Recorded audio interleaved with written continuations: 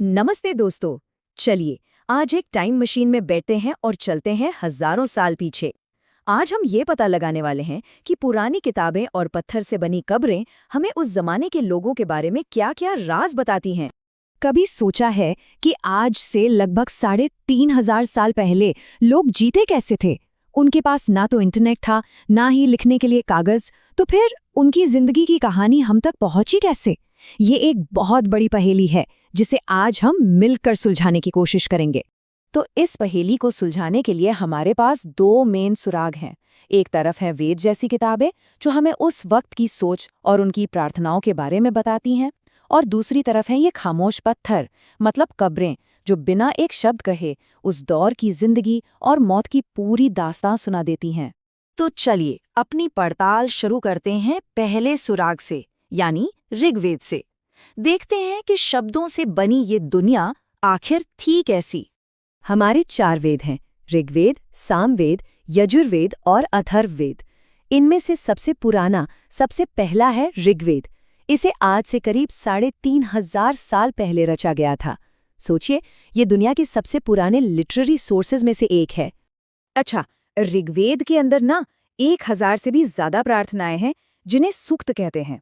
सूक्त का मतलब बड़ा सिंपल है, अच्छी तरह से कहा गया।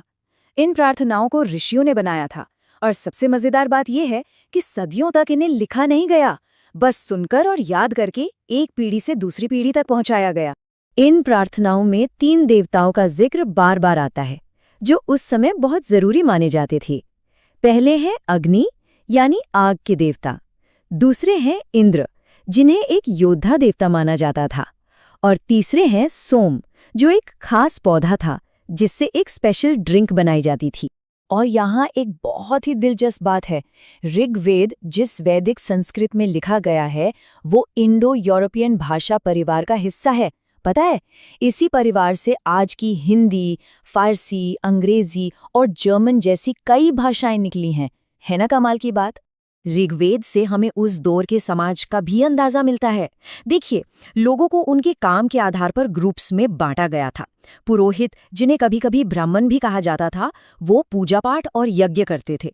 फिर आते थे राजा, जो लड़ाइयों में सेना को लीड करते थे। आम लोगों को जन या विश कहते थे, और उनके विरोधी थे दास या दस्यु, जो शायद अलग तरह के रीति रिवाज मानते थे।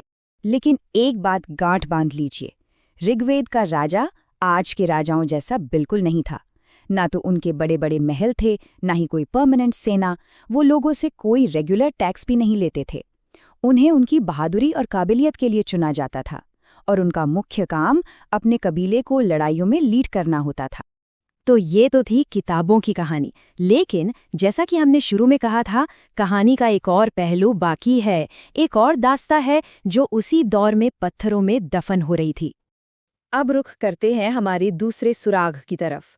ये है महापाषाण यानी मेगालिथ्स की खामोश कहानी। महापाषाण का मतलब ही है महा यानी बड़े, और पाषाण यानी पत्थर।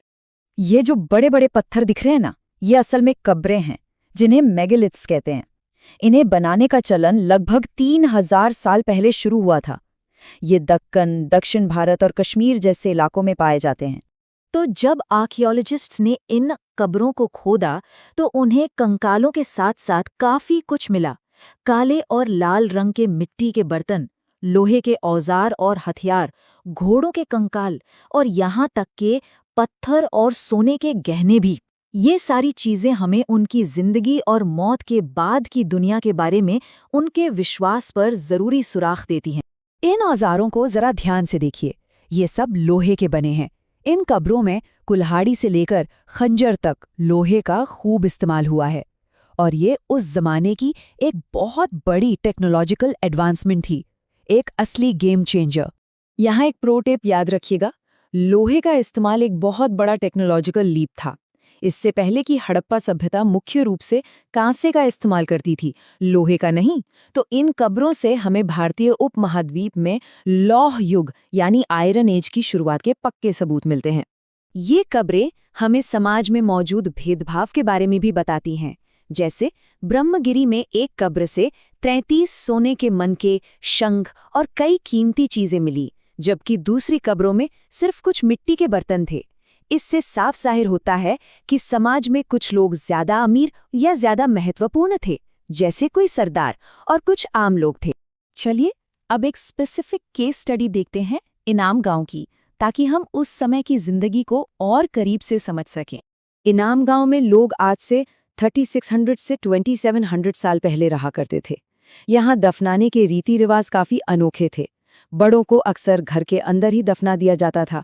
शरीर को सीधा लिटाया जाता था, जिसमें सिर उत्तर की तरफ होता था, और साथ में खाने पीने की चीजों से भरे बर्तन भी रखे जाते थे। यहाँ एक 5 कमरों वाले बड़े घर के आंगन में एक खास कब्र मिली। इसमें एक व्यक्ति को मिट्टी के एक बहुत बड़े मटके में दफनाया गया था। ऐसा माना जाता है कि ये जरूर किसी बहुत महत्वपूर्ण इंसान या सरदार की कब्र होगी, जो उनके ऊंचे रुतबे को दिखाता है। यहाँ मिली जानवरों की हड्डियों और बीजों के अवशेषों से उनके खानपान का भी पता चलता है। वो लोग गेहूं, जौ, चावल, दाल जैसी चीजें खाते थे, और बेर, आंवला, जामुन जैसे फल भी। इसके अलावा वो कई तरह के जानवरों का मांस भी खाते थे। तो हमने 2 बिल्कुल अलग-अलग कहानियां देखी, एक किताबों की और एक पत्थरों की। चलिए अब जल्दी से इसे समेटते हैं कि इन दोनों से हमने आखिर सीखा क्या। तो सार ये है कि इतिहास के ये दोनों सोर्सेज हमें अलग-अलग लेकिन बराबर की जरूरी जानकारी देते हैं। ऋग्वेद जैसी किताबें हमें उनकी विश्वासों, देवताओं और सामाजिक समूहों के बारे में बताती हैं।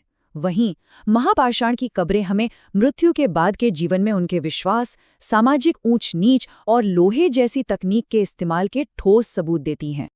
और अब जाते जाते आपके लिए एक छोटा सा सवाल। आज हमने जो भी सीखा उसके आधार पर सोचिए कि ऋग्वेद के राजा और आज के शासकों के बीच 3 बड़े अंतर क्या हैं। इस पर जरूर सोचिएगा। मिलते हैं अगले विश्लेषण में।